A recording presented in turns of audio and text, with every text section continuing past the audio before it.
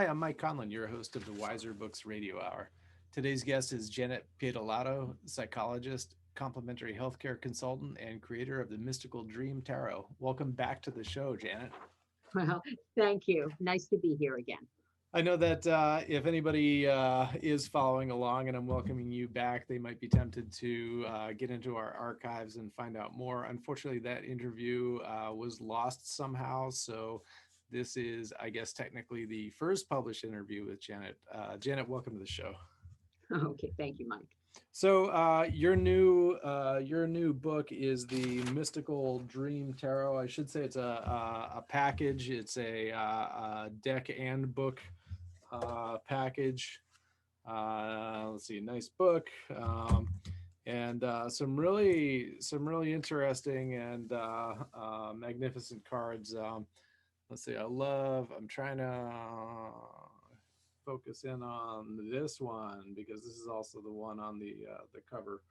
Um, so you've got some interesting imagery here. It's obviously heavily dream influenced. When I cracked open the book and started reading the intro, I was amazed at how much focus there is on the dream aspect, and not less, but definitely it's all about the dreams, almost more than about the tarot, which is an interesting thing to discover in a tarot package. So, where did the idea for this tarot originate? Well, And how did this come to fruition? no surprise, it originated in dream. I was working on my second doctorate. I had my first doctorate is in biology from New York University. The second doctorate was in transpersonal psychology from Saybrook University. And as I was almost completing the doctoral thesis, the dreams started to reoccur. Some of the old dreams started to come back, producing at the end cards. And I spoke to my mentor. The chair was Eugene Taylor of Harvard University. And I said to him, I'm a little confused why this is happening.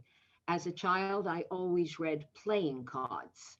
I didn't have enough money for tarot. Certainly when I did see them, I thought they were lovely. I loved the Renaissance paintings. They were magnificent, but I didn't own any. And I certainly didn't play any and didn't have really any knowledge of the tarot, that I would be using it. Why would it be coming in dream? And Eugene was brilliant. And he said to me, let's hold up everything and just allow the dreams to come and see what happens. And in the morning, I would draw images of a dream. I always have. And so some of those images were already present for me. Others were new. And at the end, I found out I did indeed have the 78 cards. They were following some sort of a path. And it wasn't as though I wasn't familiar that there were the four suits that I was using in regular playing cards, that they existed in a tarot set. Um, what he instructed me to study and to learn was that in the 1930s in Harvard University, there were two individuals, Christiana Morgan and Henry Murray, who indeed came up with a card set that was called a tool of apperception. And what it was images that Christina drew or took photographs of that were placed in front of a psychology patient, an individual who came in for analysis. There's a very famous one of a little boy, and he's kind of nodding off on one hand, and in front of him is a violin and sheet music. And the patient would be asked, what do you think is going on in the image? The idea was to look at the image first. And when you first look at it, you'll say there's a boy, there's a violin, there's sheet music. What's happening? Well, the little boy looks like he's falling asleep, or is he dreaming? What do you think is the background of the picture? And so the tool of our perception was about the individual drawing upon their own life to give the answer. I would look at it. And I remember when I first looked at it, I said, oh, this is a child who wants to play in Carnegie Hall, and he's dreaming of all of these lessons are going to lead to his great success. Well, someone else might look at it and say, that little boy wants to play baseball in the street with his little friends, and he really doesn't want the lesson today. So everyone is different. So what Eugene was telling me was the images that came through my dreams that were coming as a tarot deck were actually tools of our perception. And that in the actual tarot deck, that really is what's there. We don't look at it as such. But when an individual looks at a card, number one, they will identify what's on the card. And most people will be pretty even on what they're seeing. But once they get into the symbology, if it's symbols that they have studied and memorized, someone else, first of all, somewhere in time, put a meaning on a particular image. And it passed through a particular tribe, a particular culture, a particular family. That's how coat of arms started. And when we begin to look at an image with our own background, we're really finding out a lot about ourselves. And so when we're reading these cards, and Eugene really wanted me to put it out as a new tool of our perception for the group, for the psychology group. The years passed, my life happened, and it wasn't until really 20 years later that the card was shown to Nick Edison.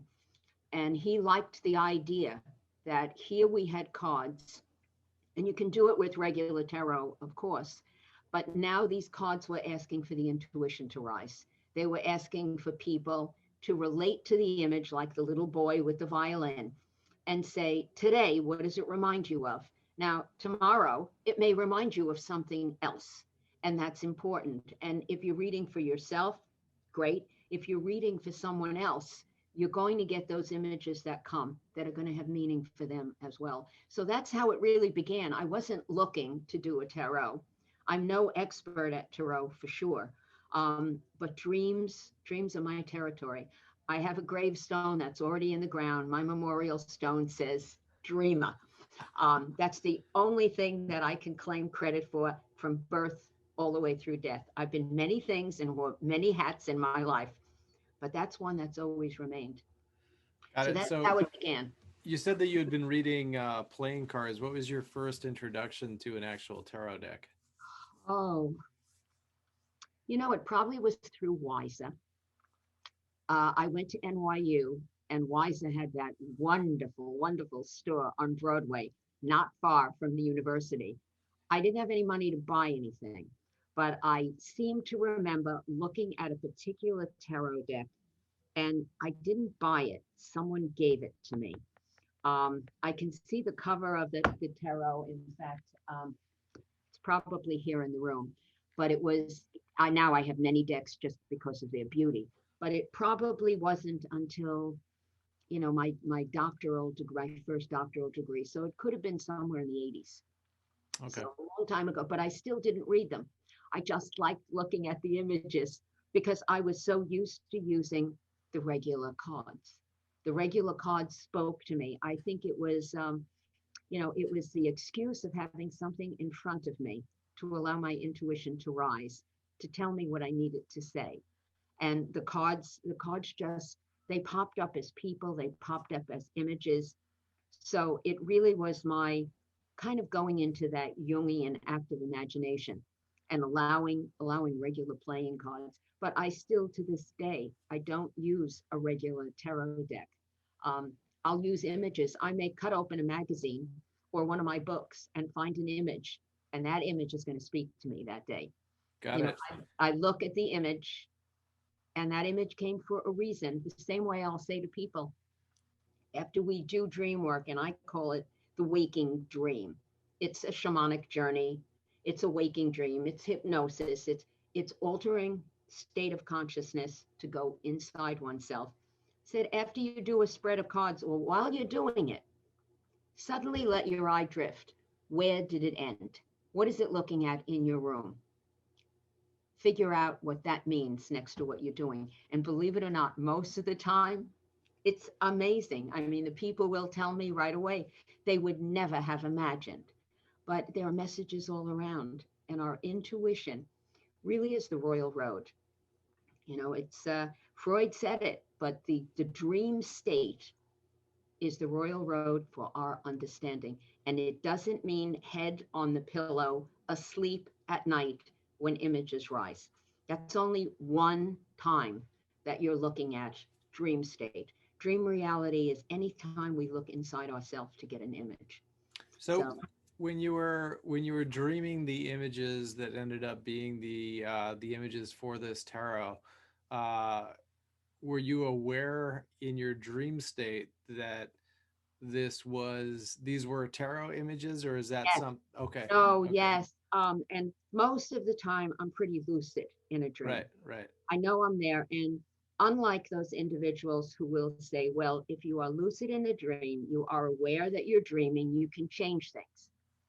I don't do that because I feel that I'm lucid in the dream so I can be more aware of what's happening. And if I'm returning, sometimes I'll be returning to an actual event that happened in my life, and they may not all be pleasant ones. And I could change it or say, go away and ask for something good. No, the reason why it's lifting and coming to awareness is because there's something in it that I'm going to learn from. There's something that's going to help me with today. And yes, I was very confused because it was at one point I was in a great library, and I've gone to this great library many times. In fact, the name for the property where I lived, Temenos, came from that library. I opened a book, and on every page was the name Temenos with the same landscape. But in that same dream, which was one of the dreams for the cards, I opened a book, and the cards just flew out of the book like Alice in Wonderland, like people, like living beings, and I woke up. I think that was the dream that actually made me speak to Eugene about it. Do I ignore it? Do I do it? And it took over so greatly that even Stan Krippner, who was also on my committee and has been my lifetime guru. I met Stan when I was a pre-med student, and he happened to be at Fordham University in the Orpheus lecture series. And a friend of my brother actually took me to that lecture. And I was in an honor seminar studying parapsychology. And Stanley gives it, well, and the most unlikely, the honor seminar was for one student in each discipline. We could choose whatever we wanted to study. So I represented pre-med. Everyone chose normal things, Mike. They were doing something in psychology or something in French, or something they could have studied in a regular classroom. I didn't think that was fun at all. And I had my whole life of psychic experiences. I wanted to understand better. So here I am studying parapsychology, and I go and I meet Stan Krippner. I had $30 to offer him if he would come and give the lecture at my university. And to my absolute surprise, shock, and wonder, he said yes. And of course, he came. And then he spoke to the dean of the college, suggesting that he become my external mentor. And he was responsible for my going and meeting J.B. Rhine and Louisa Rhine in the Institute for the Study on the Nature of Man, going to the American Psychical Society in New York. Stan had me meet mediums, was wonderful.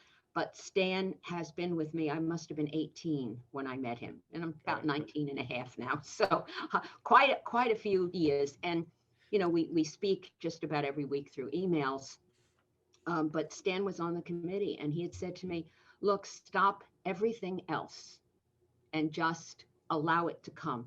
It's very important. You didn't ask for it, but it's going to say something that really is going to be meaningful to your doctorate. And so really I did. I suspended everything else and put 100% of time. And it wasn't until 20 years later that Nick Edison, I was an absolute nobody. And I mean, he looked at it, and I have to thank John Matthews, the author who showed it to him. And within a week, he had already said, yes, this is going to be a go. This is what we want to do. And I'm pleased with how many people are just excited about it. I never expected that it would, it's all over the world. So, and in several different languages. So they're learning, but they're learning that it's one route into understanding who you are.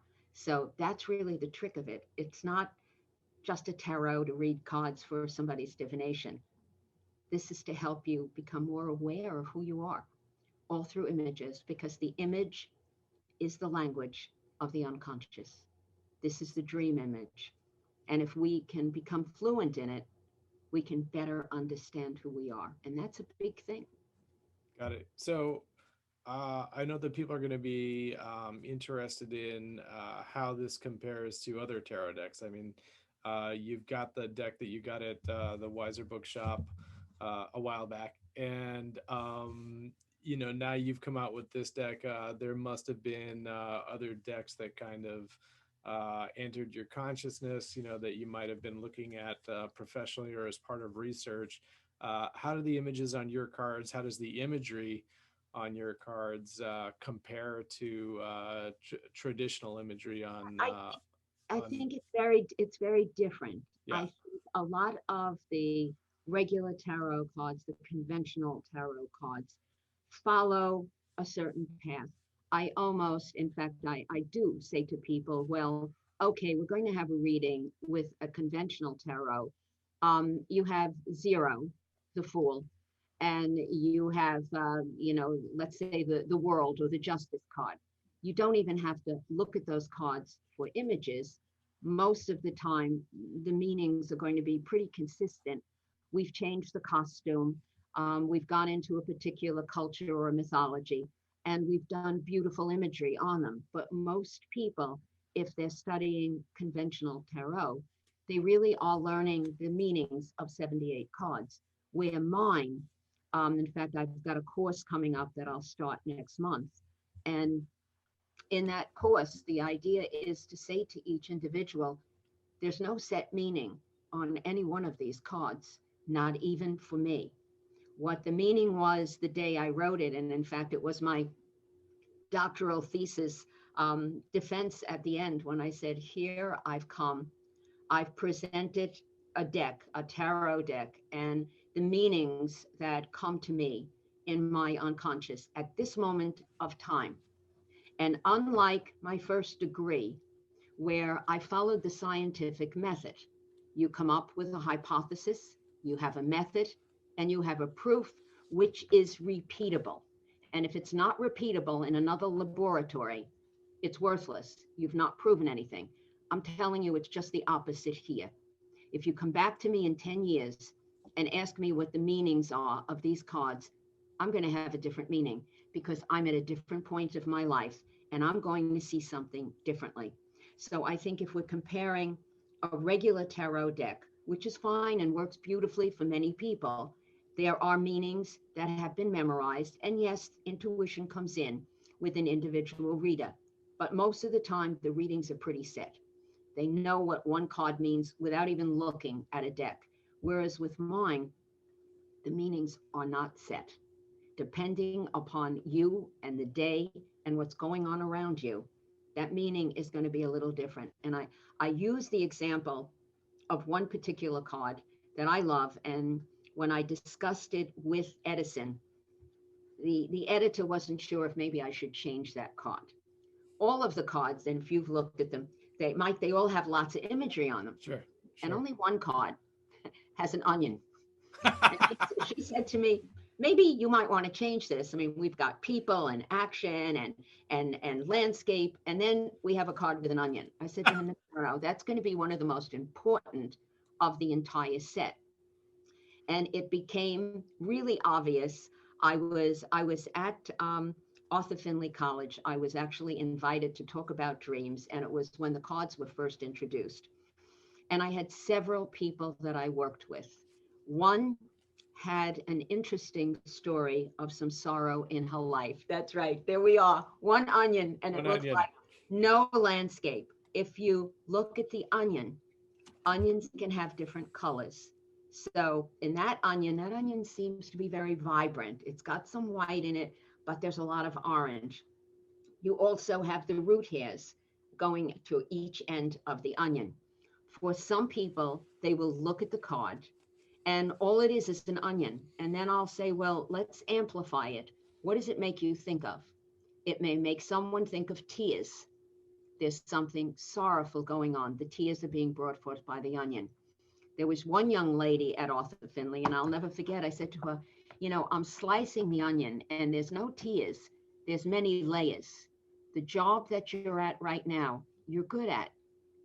you're not going to be doing this. I said, I hate to tell you, because she actually was related to something I was doing, and I wouldn't want to see her leave. And I said to her, you're going to be leaving. I said, I can see that.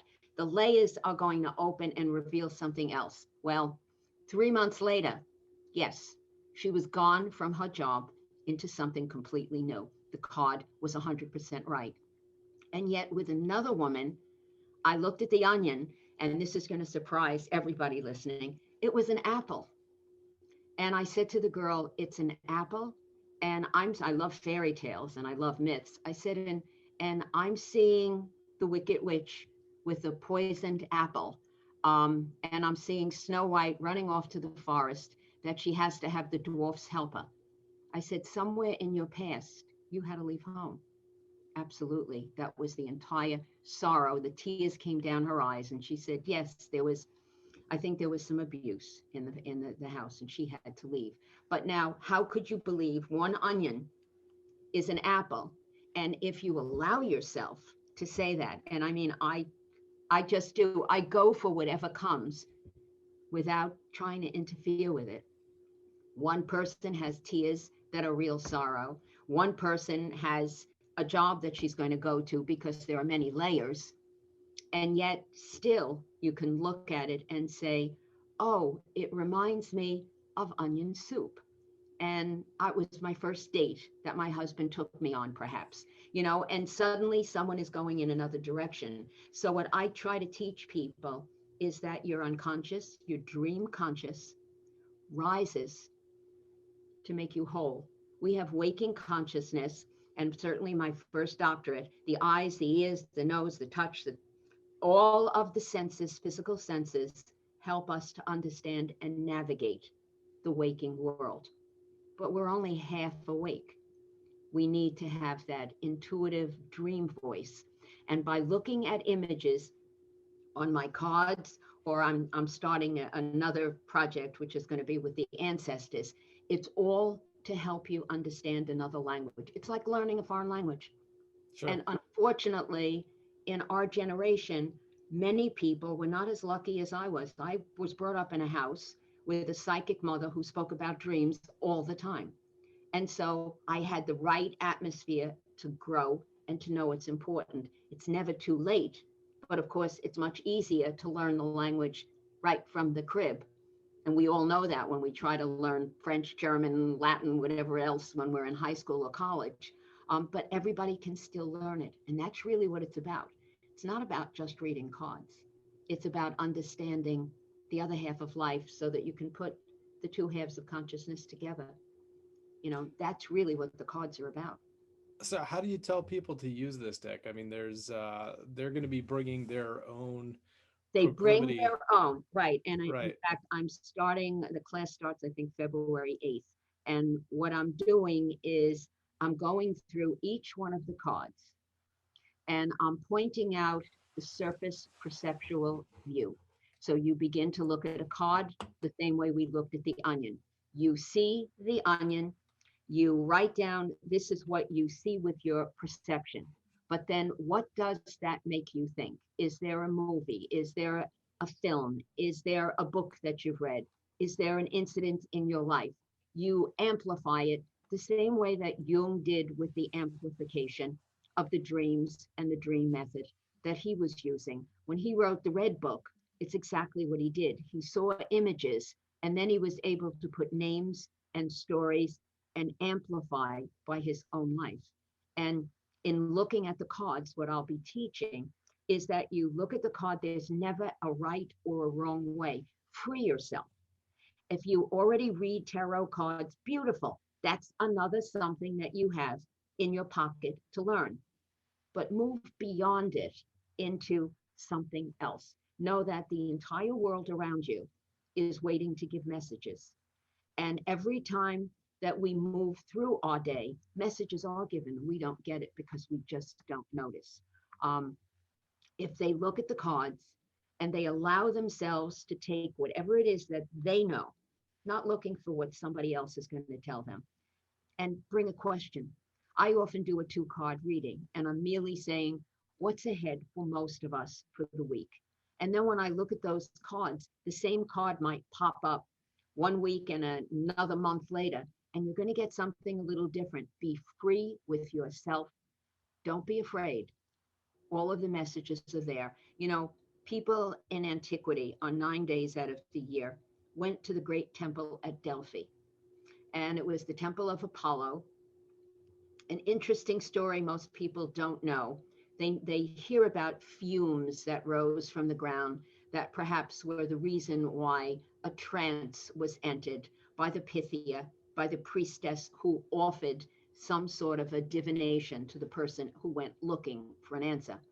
What they don't realize is that the mythology is that there was a great serpent that was in the Parnassus Mountains, and Apollo fought with her, pushed her into the chasm, and it's her wisdom that rises, her, the anima, the intuitive voice that would rise. And we had the priestesses sitting on the tripod 9 days out of the year. And by the way, they were post their reproductive years. So these were not young nymphs sitting there. But before one got into the room to ask the question, over the lintel was the saying, know thyself. And I laugh because I say people traveled all over the ancient world to come to ask a question. They got a riddle. That's what was their answer. And they had to figure out the answer. And it's the same way with the dream or with the image on the card. They could literally throw away the book and say, okay, this is the image on the card. What is it telling me right now? And how does that relate to a question I'm asking? And as I said, they could do it like I do sometimes. I love John William Waterhouse. I love the pre-Raphaelites. Some days I will just open up to an image and there's a question on my head and I'll look at the image. Most of them, I will admit, are mythology. So I will know the myth and I'll say, how does that relate? Yes, it relates beautifully to what I'm asking today. So that's really the way to go in. We're looking to know ourselves, but the trick is to look what we see and look beneath it. Those messages that the Pythia gave were greatly misinterpreted at times. A great nation is going to fall, a great stronghold, and someone leaves thinking they're going to win a war, and they don't, because it's their kingdom that's Right. going to fall. So yeah, the message is there, and it's all inside ourselves. It's Dorothy and the Wizard of Oz. You go Sure. all the way to find the wizard, and you find out you wear the red shoes. You have Right. the red slippers. You're the man behind the curtain. Yes. Um, so on, you mentioned talking to other people about, what you are seeing in the cards that they do. So far, you've talked about this is a very personal journey, something that you can use to explore where your head's at, where your subconscious is at, how your dreams interact with life. How do you work this with other people? Is that part of some kind of dream counseling you're doing with them, Yes. or? And Okay. in fact, for the course, what I do is I will begin by saying, okay, here's an onion. Look at the image. What else do you see? There are hairs. There are root hairs here. Now, on this particular day, perhaps those root hairs, and the root hair is the most rapidly growing part of any sort of vegetation. So, is that what we're looking at today? Think of your own life. Is there something that's growing and growing quickly? Is it out of control? Is it something that you would like to see grow more quickly? Now, look at the surface of the onion. You remember an onion develops skin, and the skin, it needs to be peeled off. It's like cellophane. So now we have a word, cellophane. Do we move further? What do we see through it? So I move through the layers, and then generally, as I'm teaching, what I'll do is I'll say, now I've told you what I'm seeing today in this place.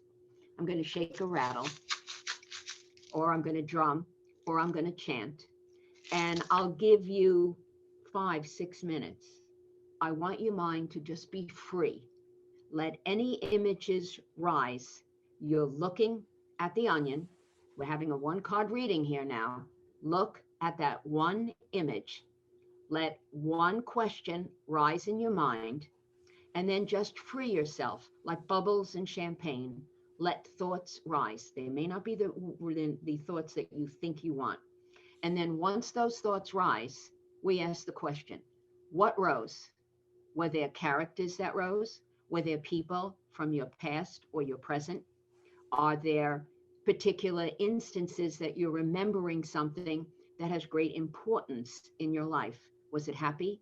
Was it sad? Was it unexpected? Was there someone who showed up who perhaps is well known for one particular quality? All of these lead you like stones. I always use the same analogy. They're stones leading us to the other side of the river. One thought will birth another, until when we put it all together and we look where we began with our question, that one root hair might be what it was all about. The same way that I'll say on another picture, you know what? There's a little bit of grass that grows in the front. You've got this enormous picture with a lot going on, and your eyes stood on the grass. What was it about? It doesn't have deep roots, does it? Is that something that's a problem in your life now? So it's teaching people. And when I do the private therapy, a lot of it is on dreams, and I have a great time because the individual will tell me what the dream is and what they thought. I will never say to them, well, this is what that dream meant. I will say, if it were my dream, which is Stanley, always in the background saying, okay, we're not forcing anyone with anything dogmatic, but I will bring the thoughts that rise to me, where there's one image leading me to another, making me think of another. And quite honestly, as Carl Jung always said, an individual in search of something for the dreams ends up with the right psychologist finally. We'll get the right person to share with them. And it's the proof of the pudding. I mean, it's generally the afternoon or the day after that I get the emails that say, oh my goodness, the synchronicities, everything that you said, here, here, here, here. In fact, I had one that was so great. I'm doing something right now the next book is The Dream Gate. And I said to her, I'm probably going to change one of the chapters. Your example is so perfect, but it is letting ourselves allow the images, allow the memories to rise so that we become more fluent in the language. And once we do, as I said, we can join waking reality with the dream reality. We can see further. Um, each one by themselves can only see so far, but when we join them together, and I think that's why the universe had me spend all those years in science, all those years making sure I have the grounding so that I've got deep roots. I'm the biggest skeptic on the planet, but that's because I really believe in magic. I believe in dream, but I really don't want to be gulled by something that's not real. Right. So we drew them both together. So you've got that course coming up in February. You mentioned that February previously. 8th. Yeah, it Taking begins in people. February. It's going to be 10 weeks. Right. And what I'm doing, I want to make it very personal. So each person will be in contact with me. I've limited the number. Yeah. So we're not going to have a large group for sure, but I will teach them the cards, and then we will also work together. It's, as I said, it's a 10-week course. Right. So Um, specifically, it's about the mystical dream tarot. Would there be benefit for people, either readers or individuals who are more familiar with the traditional tarot? Absolutely. I think it's benefit for anyone. In fact, someone wrote and said, well, I don't have the mystical dream tarot. Is it okay? I said, absolutely. Because all I'm doing is I'm using the mystical dream tarot images to teach you the language. These are not the only images. Use whatever you want. And they can, in fact, if they want to use a John William Waterhouse or a Dante Gabriel Rossetti picture or whatever, a Chagall, and send me. These are perfect. Just send it to me with what you think. And I will look at it basically through the same eyes of saying, we're moving the stones across the river. We're allowing that violin that's being played in the clouds to play its music. So it's really not about just reading tarot. It really is about connecting to that inner voice. And that's why I think the universe played a joke on me to have me bring a tarot out, um, when I'm interested in teaching you that inner language, kind of at like the Pythia sitting upon that tripod saying, know yourself, you can do it. You don't have to wait for those 9 days out of the year to visit me. You can do it. You can do it on your own. And I laughed because I limited the course, and it was by basic of 9. I said, either I'll stop at 9 or at 18, but that's it. Because it's still honoring that divine voice, which the divine feminine number is 9, and not feminine as woman, but the anima, the voice inside ourselves, the creative voice. This is So the second interview in a row where the number 9 has come up, which is super interesting. But because of course there are no coincidences. But let me ask you this: the Mystical Dream Tarot. Usually, I'm interviewing people right when the book comes out to drum up interest, but this has actually been out for a little while now. Um, what have you heard from people? You mentioned that somebody got back to you about their experience, and it's got you reconsidering a whole chapter in an upcoming book. Um, how has it been received, and have there been outstanding experiences with the deck and the system that people have related to you? several. I've had emails come from all over the world. I've had, individuals tell me, and especially come to me then to do some private therapy with the dream images because they realized that they were important in their own life, telling me that they'd actually gone through several psychotherapists working with dreams, and it was through the cards that they really were connecting to something and finally getting their answers, which to me was an amazing wow. And my own personal experience with some of them coming when we actually read the cards, um, it just is so spot on in their life, and spot on in the fact that it's not just me telling them a story. As soon as I begin, they pick up the thread, and they can pick up that thread just by looking at that image for what that image is calling to them and reminding them of. And they really can go through tragedies and understand better because they can suddenly connect with who they are. So since it's come out, there's been people all over the world. I mean, even my private practice is expanded, and thank goodness, of course, for the virtual platform. But generally now in my office on Zoom, people are zooming in from all over the world. Even for my dream chats on Friday night, they're up 1, 2 o'clock in the morning with their alarms going off so that they can work with it. And it is all through their meeting on the Mystical Dream Tarot, which they would never have done before. So it kind of is one of those stones that's leading them further. And I've had people right before COVID, where I was in different bookstores giving demonstrations. And even with the one card reading, there was one group that they were expert readers. They were wonderful on their regular tarot. And I got hugs and kisses at the end saying to me, can't believe this, that with one card, how much we got, and I had them sitting back to back in this one particular bookstore. I didn't want them to even see each other because I knew the group knew each other. And so they read the cards kind of blind. And it was just a one card reading that was spot on for each one of them. So lots of wows. And of course, the people who are really entrenched in Rider Waite or, doing the traditional, some of them were very angry that I should come out with something that was different. Right. And I understand that, and everybody is entitled to their opinion. I think all of the methods are good. Every method, it's just like every religion. We all have the string that leads you to the center where you need to go. Find that thread.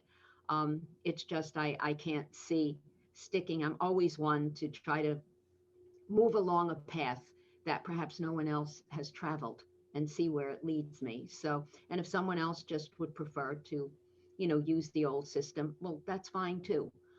But I think it's a little bit more limiting than allowing yourself to go inside. But that might be a little frightening for some too. They Yeah, don't I quite understand trust that for sure. themselves.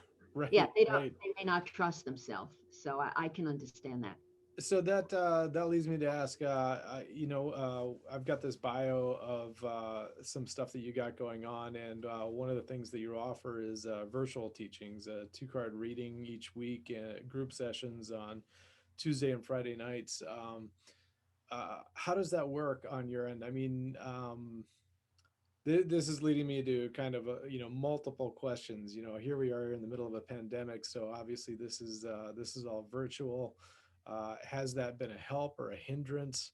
And are you still continuing those weekly sessions?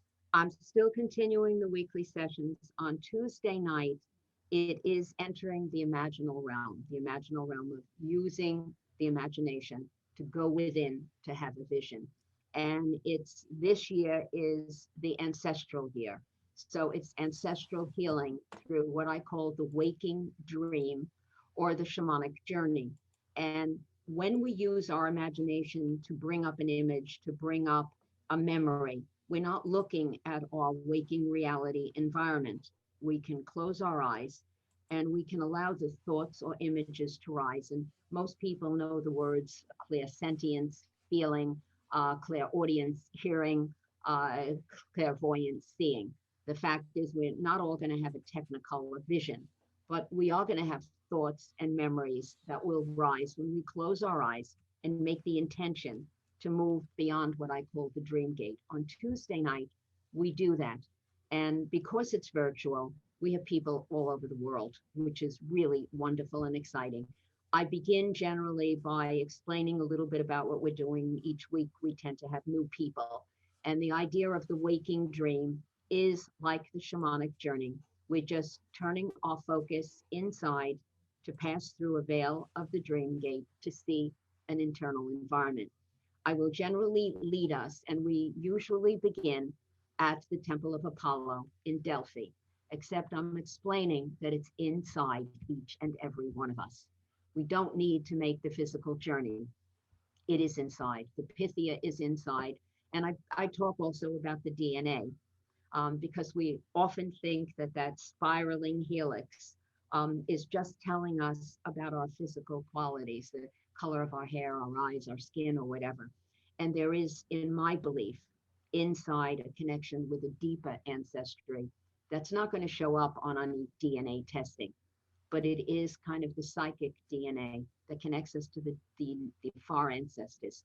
On Tuesday nights, we travel one ancestor from our near ancestry, somebody we may know from our grandparents or our actual lineage of being in the physical.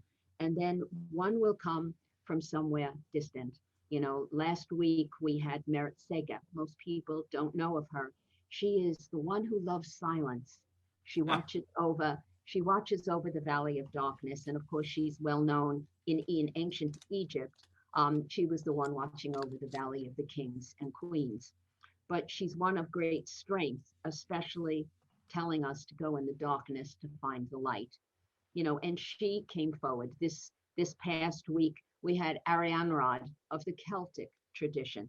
She turns the silver wheel, and that silver wheel is the wheel of time, telling us, like the Ouroboros, things will constantly change. So if they're bad, they're going to get good. If they're good, unfortunately, it's not always going to last forever, but it's only the wheel of time.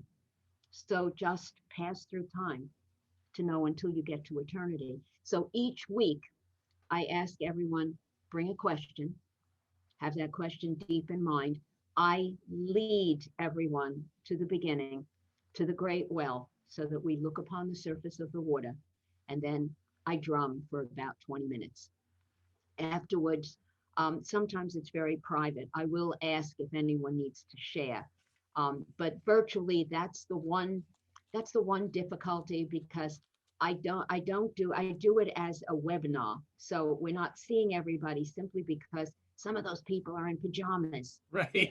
I don't want to do that to anybody. And I know others just don't want to be seen. I'm on the East Coast, it's at night, but I have some that are in Australia. I have some, and they're just getting up in the morning with their cup of coffee. So that to me is the restraint. When I'm in a room with people, it's so fabulous Sure. because they feel comfortable. And, I would never make anyone feel uncomfortable no matter what they're saying. So they feel safe. But when we're online, of course, some of them, the English is not even, tremendously comfortable for them. Right. They're there journeying anyway. And then I'll receive all the emails, Mike, the next day. This Right. happened, that happened. They just weren't comfortable to say. Friday night is a fun night because people will present their dreams during the week. And on Friday, I will ask them to share the dream with everyone. And then we'll pull it apart and they'll stay, they'll cry, they'll laugh. It's everyone learns what it is to look at the dream and walk through the stones. And sometimes we'll do that waking dream too, so that if there's time at the end, I'll say to everyone, all right, bring a question. It's like dream incubation. What would you like? Or did you have a dream that you'd like to return to? Because it didn't really finish. You woke up, the dog, the alarm, the telephone, whatever woke you up, and you would have liked to have gone back in the dream. We can re-enter the dream. That's like a lucid dream, except you're awake.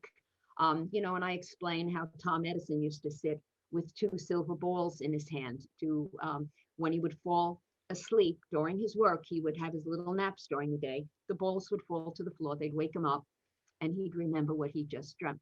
And of Oh, course, it was one after another of all these beautiful ideas and creations.